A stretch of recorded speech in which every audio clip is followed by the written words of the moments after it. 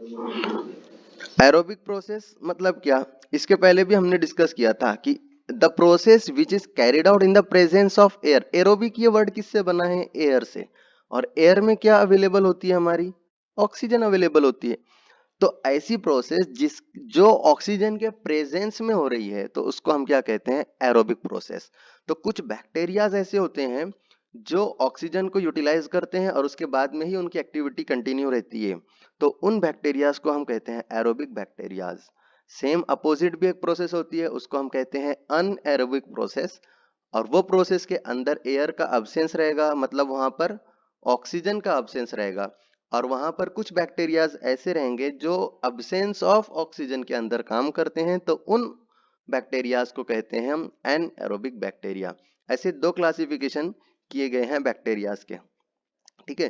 तो aerobic process में क्या होता है कि unstable organic matter is converted into stable and harmless inorganic matter. ठीक है। जो ऑर्गेनिक मैटर होते हैं वो किस में कन्वर्ट हो जाते हैं? स्टेबल फॉर्म में कन्वर्ट हो जाते हैं और हार्मलेस हो जाते हैं एरोबिक प्रोसेस कंप्लीट होने के बाद में। हाँ, ये लास्ट स्टेप की बात बता रहे हैं यहाँ पे।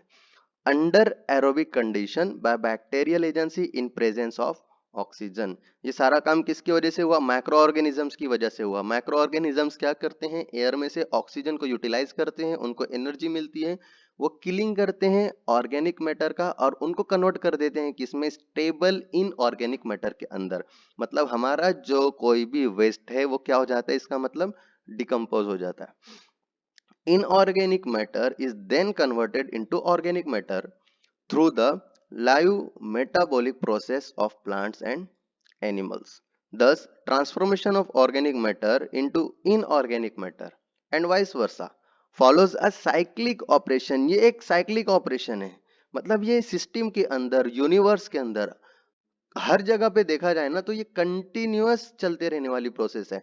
आपने वो फूड साइकिल वगैरह स्कूल में स्टडी किया होगा ना कि शेर क्या होता है? हिरन को खाता है, हिरन किसको खाती है? घास को खाती है। ऐसे एक ऐसा पूरा एक सर्कल होता है ना हमारा, जैसे वाटर साइकिल है हमारा। तो सेम वैसे ही ये एरोबिक प्रोसेस भी एक साइक्लिक है, ये कंटिन्यू ऑपरेशन है। और एनएरोबिक प्रोसेस ये भी एक साइक्लिक ऑपरेशन है, ये भी कंटिन्यूअस प्रोसेस है which is continuous process in nature. देखो आगे आ ही गया वो चीज, ये हमेशा चलने वाली चीज है नेचर के अंदर। ऐसा नहीं कि सिर्फ कोई पर्टिकुलर लोकेशन पे होगी या सिर्फ हमारे ट्रीटमेंट प्लांट में ही होगी, नहीं, ये पूरे नेचर में कहीं पर भी ये चीज हो सकती है। द साइकिल में ऑकर एरोबिकली और एनएरोबिकली। और ये जो डिकम्पोजिशन की प्रोसेस है ऑर्गेनिक मैटर से इनऑर्गेनिक मैटर के अंदर की, ये जो डिकम्पोजिशन होने की प्रोसेस है ये एरोबिक कंडीशन में भी हो सकती है और एनएरोबिक कंडीशन में भी हो सकती है। The reactions involved in the process are called biochemical reactions. ठीक है। तो जो कोई भी ये कंडीशन हो, एरोबिक हो या एनएरोबिक हो, तो इसके अंदर एक रिएक्शंस इन्वॉल्व होंगी जिसकी वजह से ये प्रोसेस हो रही है। तो इन रिएक्शंस को हम क्या कहते हैं? Biochemical reactions. और इन रिएक्शंस को दो तरीके से क्लासिफाई किया गया है, याद रखना ये बहुत इंपॉर्टेंट पैरामीटर्स हैं। एक है एक्सोथर्मिक रिएक्शन और दूसरी होती है एंडोथर्मिक रिएक्शन। यहाँ पर आपको है ना जस्ट एक ओवरव्यू किया गया है यहाँ पर सिलेबस में, आपको बहुत शॉर्ट में ये सारे पैरामीटर्स जितने भी है ना बहुत डिटेल्ड हैं और बहुत इंपॉर्टेंट है। आपको ये डिटेल में स्टडी करना चाहिए, घर के अंदर बहुत अच्छे से दिया हुआ है ये सारी चीजें। तो जो बायोकेमिकल रिएक्शंस है ना इसको दो तरीके से क्लासिफाई किया गया, एक एक्सोथर्मिक रिएक्शन और एक होती है एंडोथर्मिक रिएक्शन। एक्सोथर्मिक रिएक्शन किसको कहते हैं? where organic matter is broken down into the simple products which are consumed and oxidized by bacteria. Therefore, energy is liberated in the reaction. Exothermic reaction में क्या होगा? जो ऑर्गेनिक मैटर है वो broken down हो जाएंगे, वो टूट जाएंगे। कहाँ पर? Into simple products. कॉम्प्लेक्स नहीं होगा, एक सिंपल प्रोडक्ट में वो क्या हो जाएंगे? कन्वर्ट हो जाएंगे, टूट के छोटे हो जाएंगे। और उसके बाद में क्या करेंगे? वो कंज्यूम हो जाएंगे। कौन कंज्यूम करेगा उनको? बैक्टीरिया कंज्यूम कर लेंगे। ठीक है। और उसके बाद में उनके कंज्यूम करने के बाद में क्या होगी? एक एनर्जी लिबरेट आउट होगी रिएक्शन के अंदर। तो इस रिएक्शन को हम क्या कहते हैं? Exothermic reaction. दूसरी है endothermic reaction, when where the harmless organic matter is consumed by the plants and animals life and tissues are built up by the organisms with the aid of solar energy.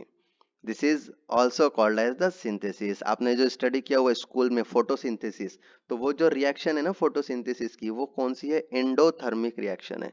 और endothermic reaction में क्या होता है?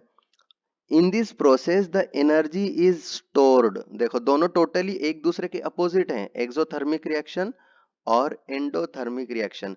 Exothermic reaction के अंदर last में जो energy generate होगी वो लिबरेट आउट हो जाती है, सिस्टम से बाहर निकलती है वो एनर्जी. और एंडोथर्मिक रिएक्शन में लास्ट में जो एनर्जी जनरेट होगी वो क्या हो जाती है? सिस्टम में स्टोर्ड हो जाती है. एंडोथर्मिक रिएक्शन, देखो नाम से भी समझ रहा है, एक्सो मतलब एक्सटर्नल, थर्मिक मतलब हीट एनर्जी, वो क्या हो रही है? एक्सटर्नली लिबरेट आउट हो रही है. एंडोथर्मिक मतलब इंटरनली जो एनर्जी है, जो हीट है, वो इंटरनल स्टोर होने वाली है. ठीक है. Endothermic reaction and exothermic reaction, ये किसके टाइप्स हैं? ये सब टाइप्स हैं हमारे बायोकेमिकल रिएक्शंस के. और बायोकेमिकल रिएक्शंस किस प्रोसेसेस में होती हैं हमारी? एरोबिक प्रोसेस के अंदर या तो फिर एनएरोबिक प्रोसेस के अंदर. ठीक है. ये क्या हो रही है यहाँ पर? माइक्रो ऑर्गेनिज्म और ऑर्गेनिक मैटर, इन दोनों की जंग चल रही है. ये सारी चीजें उसी से रिलेटेड है. अभी देखो ये साइकिल यहाँ पर, ये एरोबिक डिकम्पोजिशन की है ना, ये डायग्राम गिवन है. ये थोड़ी सी आपको कॉम्प्लेक्स लग रही होगी देखने में, लेकिन ये वही है जो कुछ चीजें हमने डिस्कस किया है ना, ये सारी की सारी चीजें वही है. देखो हम इसको समझते हैं थोड़ा सा. This is animal life, waste and death, decomposition. यहाँ पर फाइनल डिकम्पोजिशन हो गया. इसका स्टार्टिंग पॉइंट ऑक्सीडेशन हो रहा है यहाँ पे. ये carbon dioxide, nitrate, nitrogen, sulphates, air, water, nitrogen, carbon dioxide, O2 for aerobic bacteria, respiration. हाँ देखो ये कैसे होता है. ये कुछ एनिमल लाइफ है. ओके. ये क्या करते हैं? एयर में से ऑक्सीजन को क्या करते हैं? यूटिलाइज कर लेते हैं. हर कोई क्या करता है? ऑक्सीजन को कंज्यूम करता है. और रिलीज क्या करता है? कार्बन डाइऑक्साइड करता है. तो देखो यहां से रेस्पिरेशन हो गया, कार्बन डाइऑक्साइड आ गया. सिस्टम के अंदर ये भी एक साइक्लिक प्रोसेस है.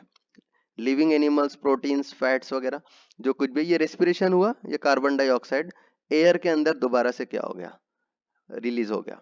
अब यहाँ से जो एरोबिक बैक्टीरिया हैं, इनको काम करने के लिए, इनको वर्क करने के लिए, इनको बायोलॉजिकल एक्टिविटी को परफॉर्म करने के लिए किसकी जरूरत होती है? ऑक्सीजन की जरूरत होती है. ऑक्सीजन किसने दिए थे? एनिमल लाइफ ने दिए थे. तो एनिमल लाइफ, एनिमल लाइफ मतलब प्लांट लाइफ वगैरह, प्लांट लाइफ से ऑक्सीजन मिला था, एयर में आ गया. अब उस ऑक्सीजन को यूटिलाइज किसने किया? बैक्टीरियाज ने. और बैक्टीरियाज ने क्या किया फिर? ऑक्सीजन को यूटिलाइज करके डिकम्पोजिशन किया.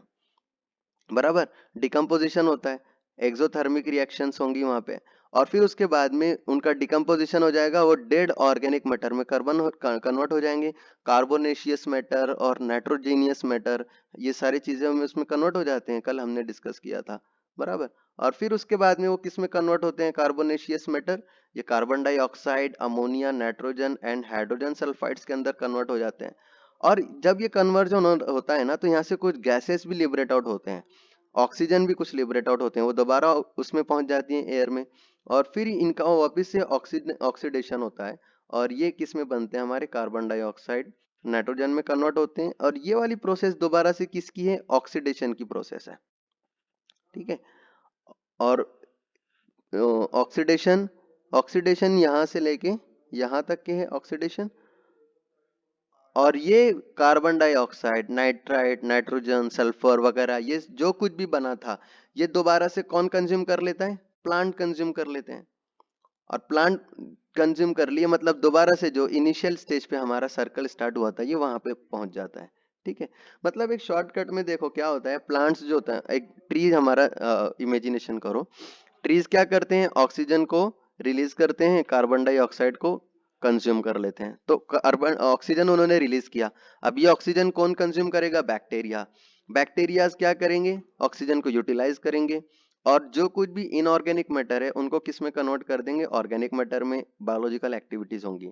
अब जो ऑर्गेनिक मैटर थे वो डिकम्पोज हो गए, वो डिकम्पोजिशन हो गया उसका, तो वो दोबारा से कौन कंज्यूम करेगा? कार्बन डाइऑक्साइड वगैरह में कन्वर्ट हो जाते हैं ना डिकम्पोज होने के बाद में. तो ये दोबारा से कौन कंज्यूम कर लेगा, हमारा प्लांट कंज्यूम कर लेगा। तो इस तरीके से ये एक सर्कल है एरोबिक डिकम्पोजिशन का, ये कंटिन्यू हमारे नेचर के अंदर चलते रहता है। ये एक ट्री की एग्जांपल हो गई, सेम कंडीशन हमारे ट्रीटमेंट प्लांट में भी होती रहती है। ऐसे ही एक दूसरा सर्कल है हमारे एनएरोबिक कंडीशन का, एनएरोबिक प्रोसेसेस का। ठीक है, तो ये हमने एरोबिक डिकम्पोजिशन की प्रोसेस को इसमें डिस्कस किया।